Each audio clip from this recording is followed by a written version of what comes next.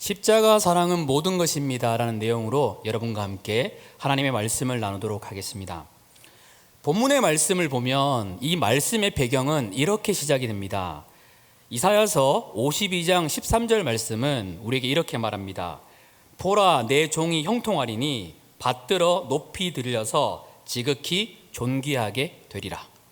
형통한 하나님의 종에 대해서 우리에게 말씀해 주고 있습니다. 우리는 지금 계속 형통에 대한 말씀을 같이 나누고 있습니다. 형통한 삶, 영어로 번역하면 성공한 삶이죠. 형통한 삶, 성공한 삶은 어떤 것일까요? 이 형통이라는 단어를 국어사전에 찾아보면 이런 뜻이 있습니다. 모든 일이 뜻과 같이 잘 되어 감. 내가 생각한 뜻대로 내 인생이 굴러간다. 그럴 때 일반적으로 형통하다라고 말하고 있습니다. 그래서 성공의 모습에 대해서 헨리 나우닐이라는 사람은 이렇게 이야기합니다. 나는 어떤 일을 하는 자인가? 능력이 드러나니까 이거를 보면 형통함을 알 수 있다. 둘째는 다른 사람이 나를 무엇이라고 하는가? 나를 어떻게 바라보는가를 보면 형통함을 알 수 있다. 셋째, 나는 얼마나 소유하고 있는가를 보면 형통을 알 수 있다. 이게 아니라는 거죠. 일반적으로 이렇게 생각하는데 헨리 나우닐의 생각은 이게 아니라는 겁니다. 성경도 마찬가지로 이렇게 하면 속은 것이라고 말해주고 있습니다. 성경에서 말하는 형통이랑 세상에서 말하는 형통은 완전히 다릅니다. 성경에서 말하는 형통은 내가 초막집에 있든 궁궐에 있든 어디에 있든 간에 하나님과 동행하는 것, 하나님의 뜻대로 살아가는 그 삶을 형통이라고, 성공한 삶이라고 우리에게 말해주고 있습니다. 이러한 상황에서도 하나님과 동행하고 있는가? 밑바닥에 떨어져도 하나님과 동행하고 있는가? 하나님과 동행하고 있다면 그 삶은 형통한 삶입니다. 요셉도 마찬가지죠. 감옥에 갇혔는데도 주님은 뭐라고 얘기하는가 하면 하나님의 뜻대로 나가게 되니까 형통한 삶이라고 말하고 있다는 겁니다. 높아서 형통한 것이 아닙니다. 무엇을 이루어서 얼마나 많이 가지고 있다 그래서 형통한 삶이라고 성경은 한 번도 말해본 적이 없습니다. 그래서 우리는 성경에서 말하는 이 형통에 대해서 알아가는 것이 중요합니다. 오늘 본문은 그 형통한 삶을 살아가는 종의 이야기, 그 성공한 삶을 살아갔었던 그 종의 이야기를 우리에게 보여줍니다. 그러면 이 형통한 삶은 어떤 삶일까요? 53장 1절에 보면 이렇게 말합니다. 우리가 전한 것을 누가 믿었느냐? 아니, 이런 형통한 삶에 대한 이야기를 들었는 것을 우리가 믿을 수 있겠느냐? 여호와의 팔이 누구에게 나타났느냐? 아니, 하나님의 나라가 누구를 통해서 이루어졌는가? 저희 어떨까요? 하나님 나라는 누구를 통해 이루어졌던 걸까요? 능력 있고 뛰어나고 이런 사람을 통해 이루어졌던 걸까요? 그게 아니라는 겁니다. 그래서 이 본문에서는 그 형통한 삶에 대해서 우리에게 잘 말해주고 있습니다. 이 형통한 삶은 첫째로 보면 형통한 삶은 외모가 아니라는 겁니다. 우리 같이 한번 읽어볼까요? 자, 시작. 형통한 삶은 외모가 아니다. 이사야 53장 2절 말씀입니다. 그는 주 앞에서 자라나기를 연한 순 같고 마른 땅에서 나온 뿌리 같아서 고운 모양도 없고 풍채도 없은즉 우리가 보기에 흠모할 만한 아름다운 것이 없도다. 형통한 삶을 살았던 분입니다. 그런데 그분을 표현할 때 이렇게 얘기합니다. 연한 순 같다.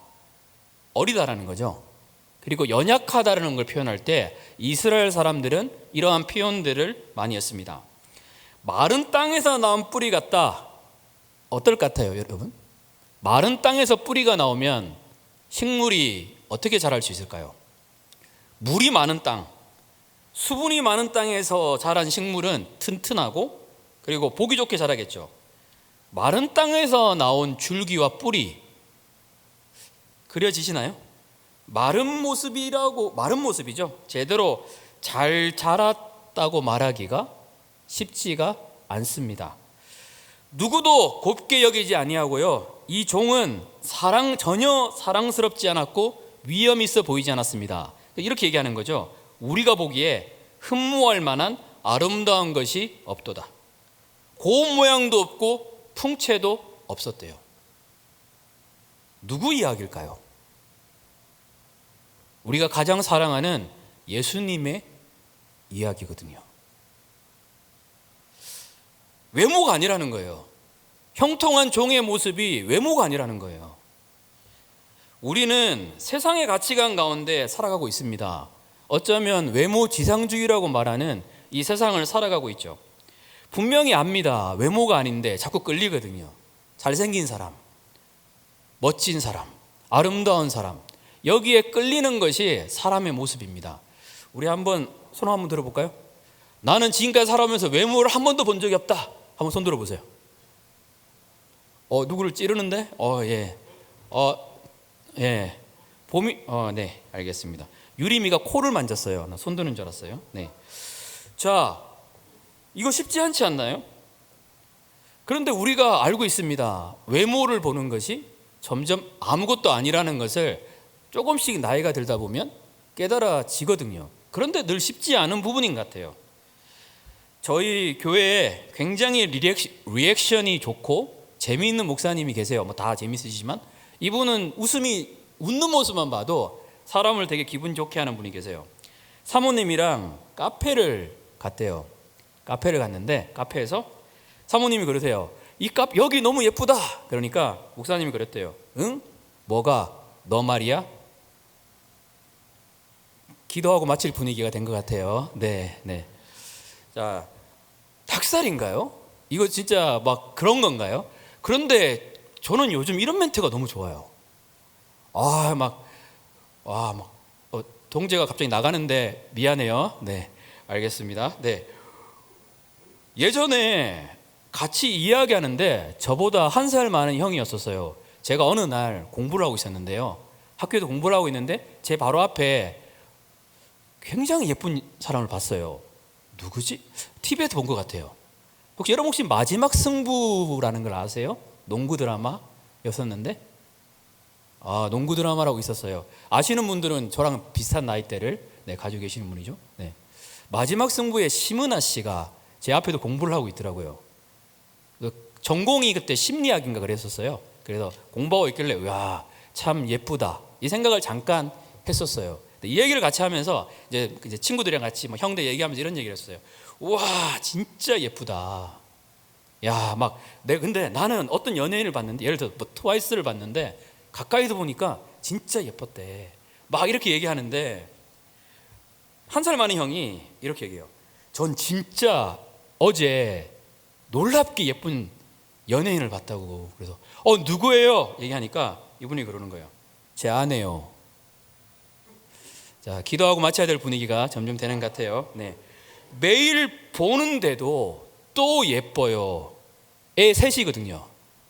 이건 43입니다. 제가 42이잖아요. 근데 너무 예뻐요. 이렇게 얘기하는데 저는 이게 점점 좋아지는 것 같아요. 성경적 가치관이거든요. 성경적인 세계관입니다. 내 아내가, 내 여자친구가, 내 남편이, 내 남자친구가 세상에서 가장 예쁘지 않나요? 세상에서 가장 잘생기지 않나요? 자매들이 가끔 그런 거 물어볼 때 있잖아요. 저희 때 진짜 예뻤던 연예인이 김태희였거든요. 김태희가 예뻐? 내가 예뻐? 이렇게 물어볼 때 있잖아요. 근데 제 아내는 그렇게 물어본 적은 없는데, 여러분 진심으로 얘기하는 건데 전 제 아내가 더 예뻐요. 자, 이렇게 얘기하면 분위기가 점점 이상해지는데 그래도 저는 그래요. 점점 그렇지 않나요? 그러니까 내 남자한테는 내가 예뻐 보이고 싶어하는 그 마음에서 하는 이야기인데 그냥 예뻐지는 것 같아요. 개인적으로 제 아내가 저보다 여러분 다 아시다시피 4살이 많잖아요. 근데 지금 제 아내가 저는 20살 때 만났던 아내보다 더 예뻐요. 진짜로. 이게 점점 외모라는 게 좀 이렇게 달라지는 것 같아요. 그런데 이 생각을 한번 해볼게요. 내가 예뻐서 끌린다면, 더 예쁜 여자를 만나면, 더 잘생긴 남자를 만나면 그 사람한테 끌리지 않겠어요? 내가 지금 어떤 그 사람의 몸매가 좋아서 어떤 특징이 좋아서 그 사람을 좋아한다면 그것보다 더 뛰어난 사람 만나면 그 사람에게 끌리지 않겠어요? 그렇지 않다라는 거거든요. 우리 주님의 외모가 이렇게 표현하고 있어요. 그동안 외모에 상처받으신 분들 이 말씀을 보고 자유해 주시면 좋을 것 같아요. 주님이 형통하다 그러셨거든요. 주님은 사람의 외모를 보는 것이 아니라 무엇을 보는가 하면 그 마음의 중심을 보십니다. 주님의 그 마음을 보면요, 그게 느껴져요. 그리고 우리는 신앙인이기 때문에 진짜 신앙이 성장하다 보면 외모보다 점점 그 중심을 보는 길을 걷게 되어 있습니다. 소유나 직업도 마찬가지, 그것도 외모거든요.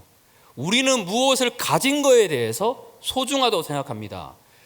주님께서 성경에 부자가 화 있을진저 말한 것은 일반적인 부자를 이야기하는 것이 아니라 이 여기 나오는 부자들은 내가 가지고 있는 소유를 가지고 사람들을 판단해요. 이 사람은 돈이 없으니까 가치 없고. 근데 주님은 그렇지 않으시거든요. 주님은 한 사람 한 사람을 너무나 귀하게 여겨주신다는 거예요. 우리가 진짜 성경에서 말하는 형통한 길을 걷고 싶다, 성공한 길을 걷고 싶다, 그러면 우리 안에서 이루어져야 될 길들은 그 사람의 외모가 아니라 중심을 바라보는 삶입니다. 실제로 믿음의 선배들은 그렇게 살고 있어요. 그 안에 놀라운 은혜가 있거든요. 그 은혜가 우리 청년들에게 넘치시기를 축복합니다. 우리 옆에 있는 분한테 우리 외모가 아니라 중심을 봅시다, 이렇게 한번 얘기해 주세요. 그리고 우리 형제들은 오늘 집에 가면 여자친구한테 전화해서 트와이스보다 네가 더 예쁘다, 이렇게 한번 얘기해 주세요. 네. 자, 둘째는 무엇인가 하면요, 고난 받는다고 형통하지 않는 것이 아니라는 겁니다. 이사야 53장 3절 말씀은 우리에게 이렇게 말합니다. 같이 한번 읽어보겠습니다. 자, 시작. 그는 멸시를 받아 사람들에게 버림받았으며 강고를 많이 겪었으며 질고를 아는 자라. 마치 사람들이 그에게서 얼굴을 가리는 것 같이 멸시를 당하였고 우리도 그를 귀히 여기지 아니하였도다. 이 말씀을 하시는 분은 예수님이에요.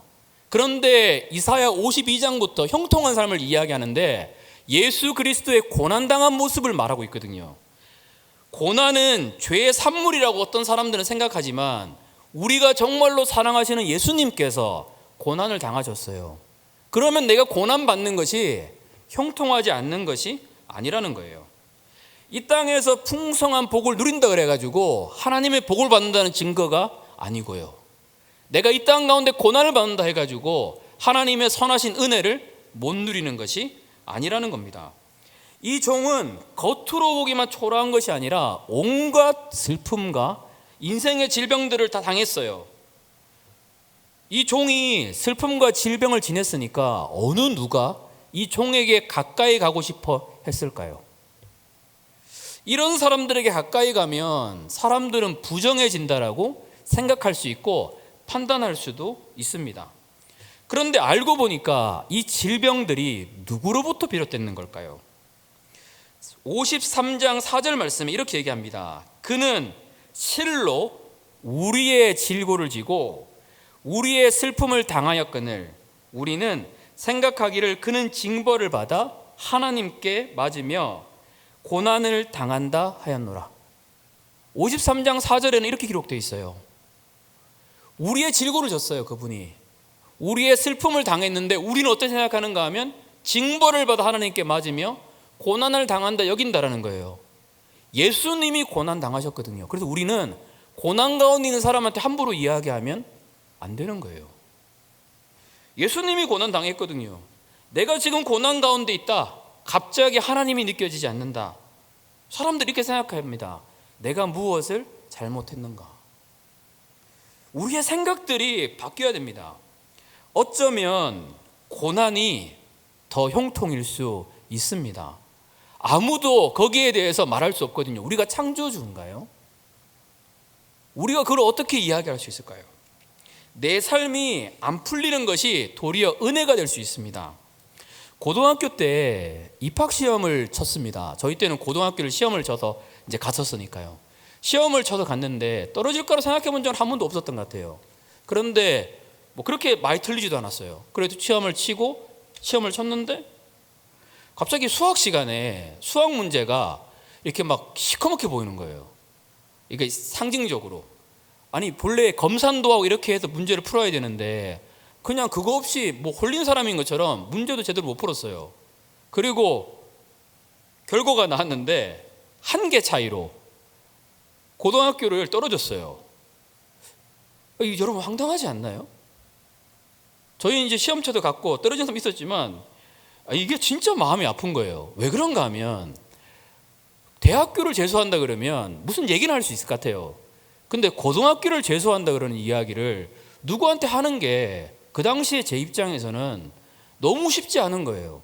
제가 신앙생활을 제대로 안 했을까요? 새벽 기도도 갔었고요.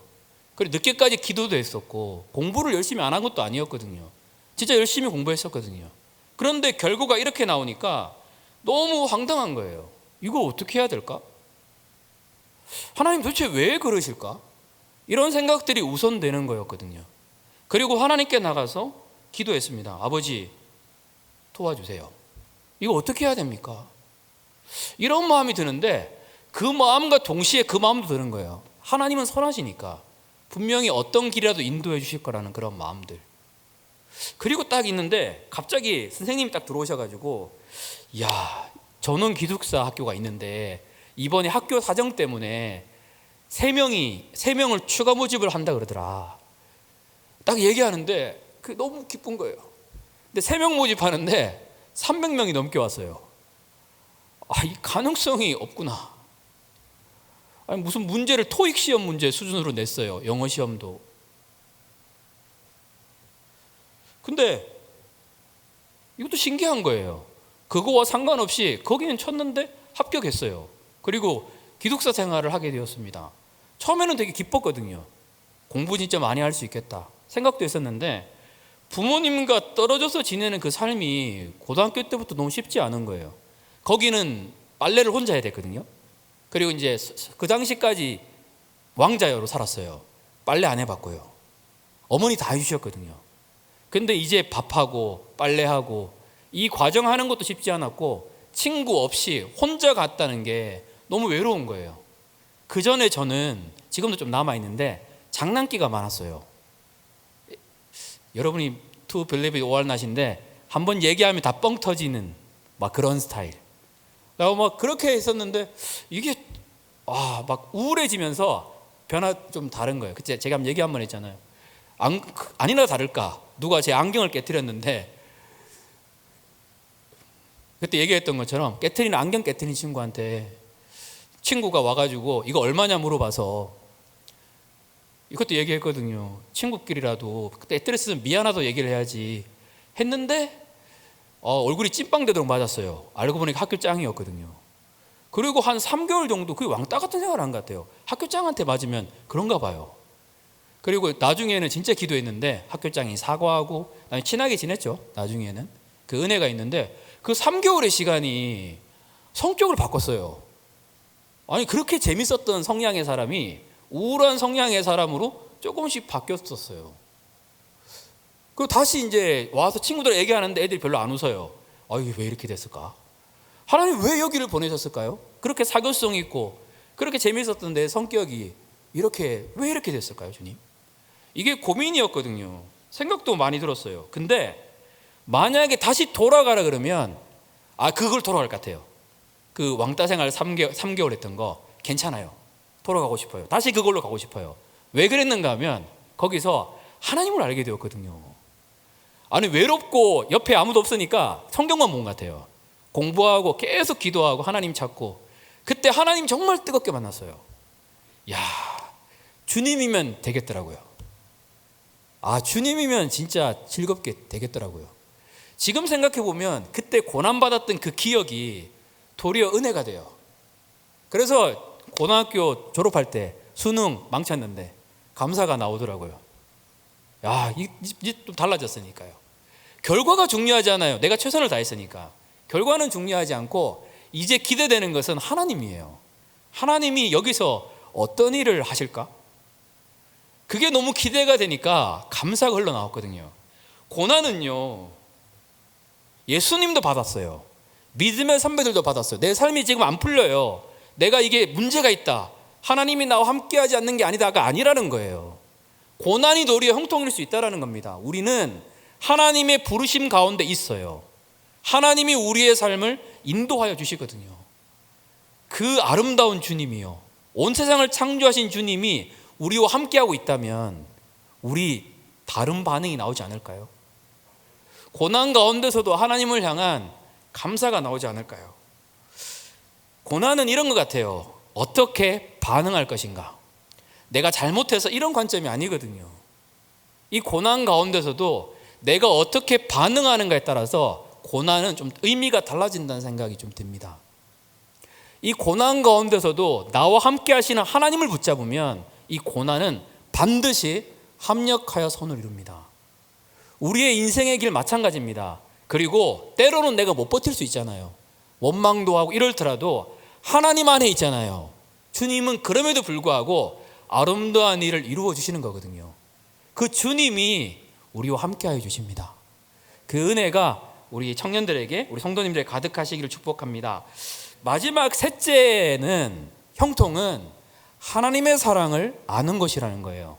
우리 같이 읽겠습니다. 자, 시작. 형통은 하나님의 사랑을 아는 것이다. 이사야 53장 5절 6절 말씀입니다. 같이 읽겠습니다.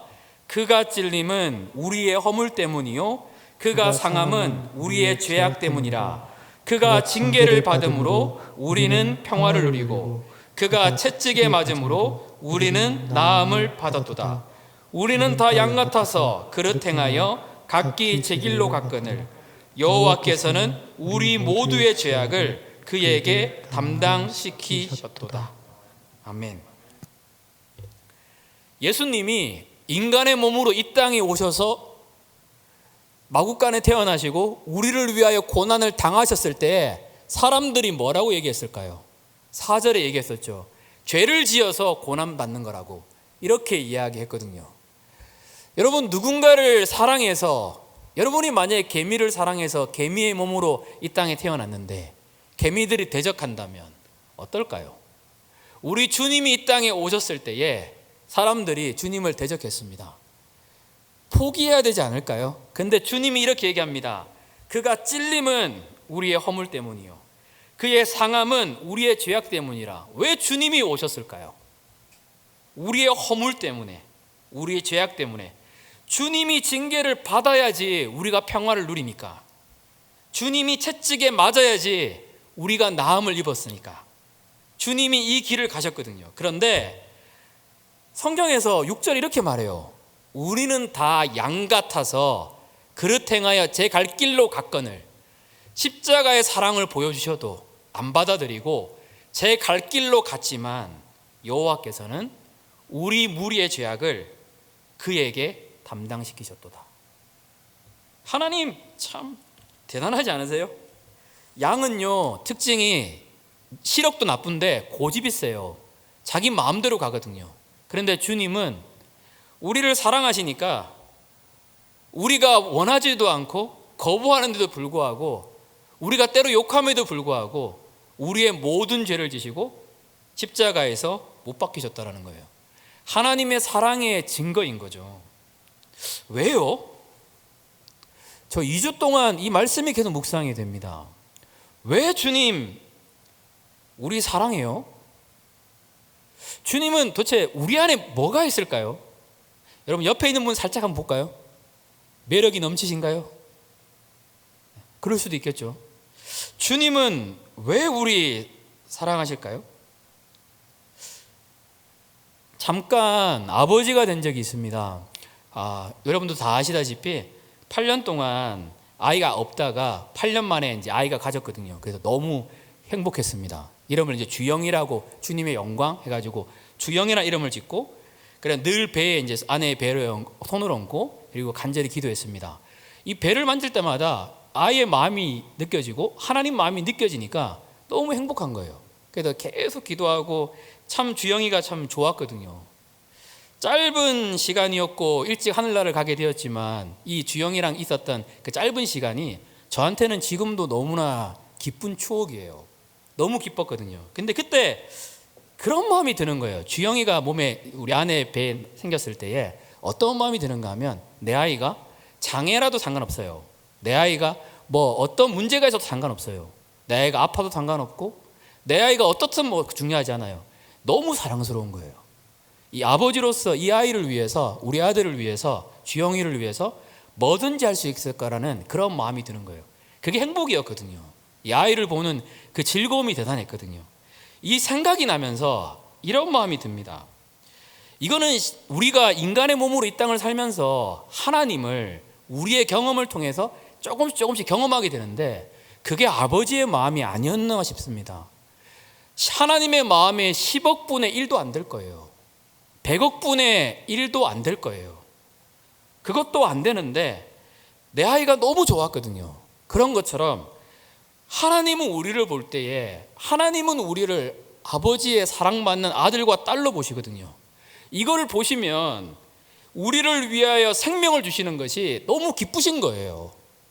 주님이 십자가를 지실 때에 주님은 이걸 너무 기뻐하셨거든요. 처음에 이 잔을 내게 옮기시옵소서 기도했지만 우리의 모습이 보여지니까 주님은 십자가의 길을 기쁨으로, 히브리서에 보면 기쁨으로 그 길을 걸으셨다라는 거거든요. 하나님의 자녀인 거예요. 이걸 아가서는 이렇게 표현합니다. 한 번 너를 봤는데 내 마음을 빼앗겼다고. 하나님이 내 마음을 빼앗겼다고 얘기하거든요. 근데 우리는 늘 조건을 답니다. 죄를 버려야지만 하나님이 나 사랑하는 거 아닌가? 내 안에 이런 연약함을 이겨내야지만 하나님이 나 좋아하시는 거 아닌가? 하나님은 나에게 화나신 거 아닌가? 이런 생각을 하고 있거든요. 아니거든요. 죄가 있어도요, 내 안에 극복하지 못한 것이 있어도 하나님은 여전히 우리를 사랑하십니다. 그 선교사님이신데 이제 아이가 어렸는데 집에 딱 들어왔는데 아이를 잠깐 놔뒀어요. 그런데 아이가 화장실에서 응가를 하고 이 재밌는가 봐요. 그래서 휴지에다가 죄송해요, 이런 얘기 잘 안 하는데 죄송해요, 휴지에다가 응가를 묻혀가지고 도배 막 TV부터 시작해가지고 다 묻히고 있잖아요. 막 이렇게 돌아다녔어요. 여러분 부모님 어떨 것 같아요? 막 다 묻히고 너무 행복해하면서 막 그러고 왔어요. 선교사님이 잠깐 마트 갔다가 딱 돌아왔는데 집이 똥덩어리가 됐어요. 똥자국이 가득하고 있어요. 그랬는데 아빠가 딱 오니까 아이가 아빠 하면서 있잖아요, 똥 묻은 모습으로 아빠 하면서 달려오는 거예요. 자, 여러분이 아빠라면 어떻게 대할 것 같아요? 이 아이가, 똥 묻은 아이가 너무 사랑스러운 거예요. 그래서 이 똥 묻은 새 옷이거든요. 똥 묻은 아이를 안는 거예요. 안고 너무 예뻐가지고 그 똥인데 얼굴 비비고. 여러분 이게 이해가 되세요? 그리고 아빠랑 같이, 근데 잘못한 건 가르쳐줘야 되니까 똥 다 치웠어요, 같이. 그리고 이제 알려주는 거거든요. 이렇게 하면 안 된다. 아, 네 아빠. 이렇게 지나가거든요. 우리가 죄를 지었을 때 하나님이 우리를 떠나실까요?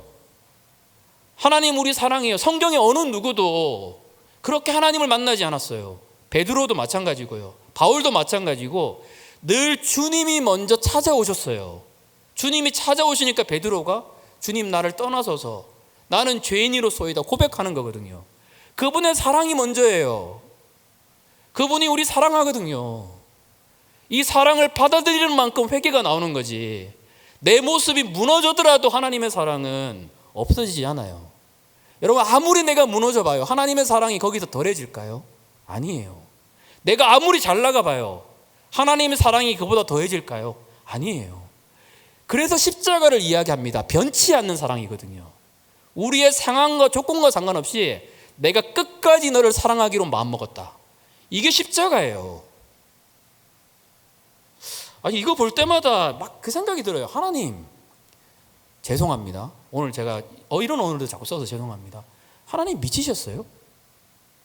하나님 왜 진짜 아무리 아버지 자녀라도 그렇지 우리의 삶을 아시잖아요. 그런데 왜 그렇게 미치도록 사랑하시는 거예요? 스가랴서 3장 17절에는 이렇게 말해요. 너의 하나님 여호와가 너의 가운데 계시니 그는 구원을 베푸실 전능자이시라. 그가 너로 말미암아 기쁨을 이기지 못하시며 너를 잠잠히 사랑하시며 너로 말미암아 즐거이 부르며 기뻐하시리라 하리라.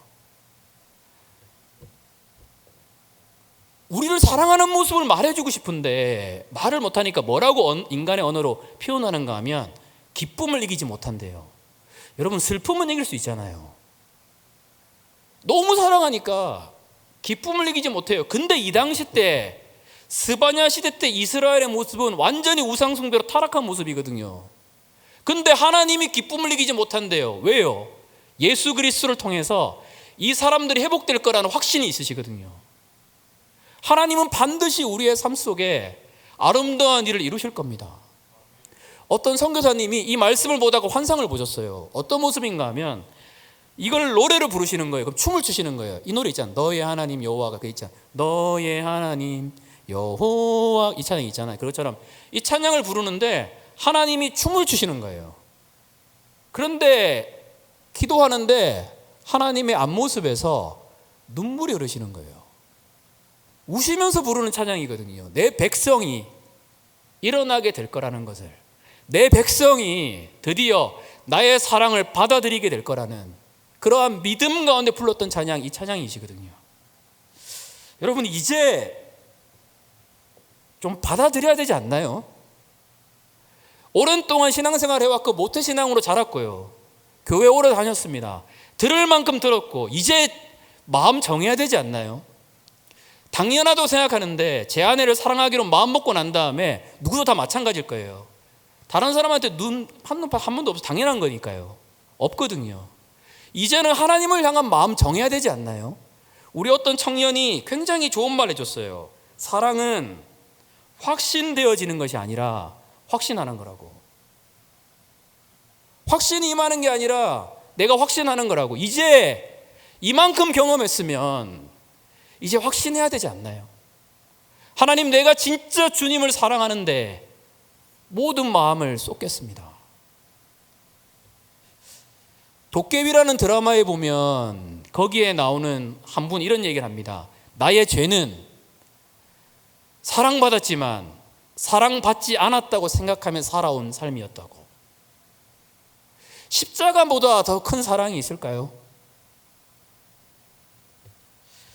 저도 계속 알아가는 것 같아요. 그분의 사랑 안에 자라고 싶은 거예요. 인생의 소망이 예전에는 다른 것이 있었지만 이제는 자꾸 바뀌게 됩니다. 그분을 사랑할 수 있다면, 그분을 더 알아갈 수 있다면 그게 인생의 가장 큰 행복 아닐까요? 인류 역사에서 정말로 많은 걸 이루었고 다시 태어날 수 없는 천재 중에 한 명이었던 나폴레옹이 전략의 천재예요. 그런 천재가 없었거든요. 이런 이야기를 합니다. 내 인생에 행복한 적은 일주일도 되지 않는다.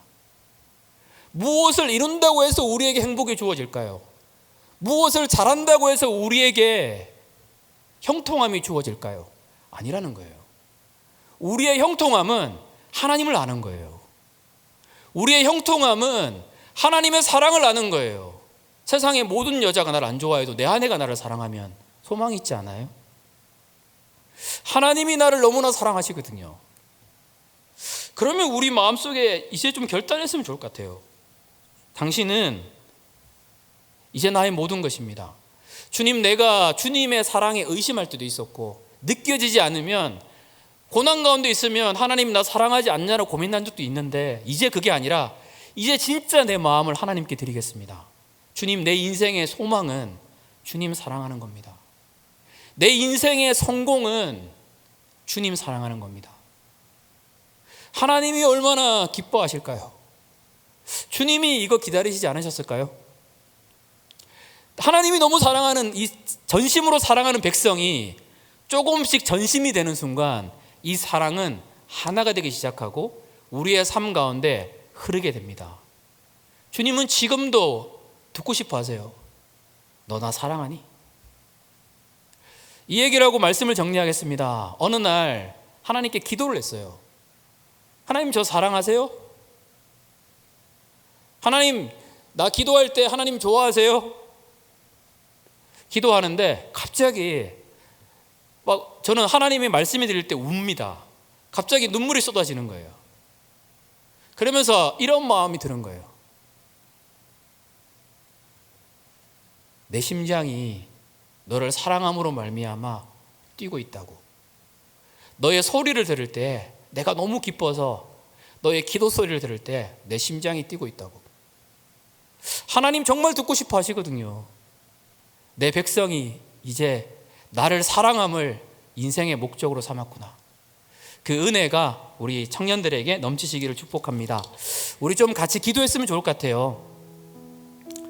우리 이 시간에 기도할 때에 하나님이 우리에게 이렇게 하라 저렇게 하라 이렇게 잘 안 하세요.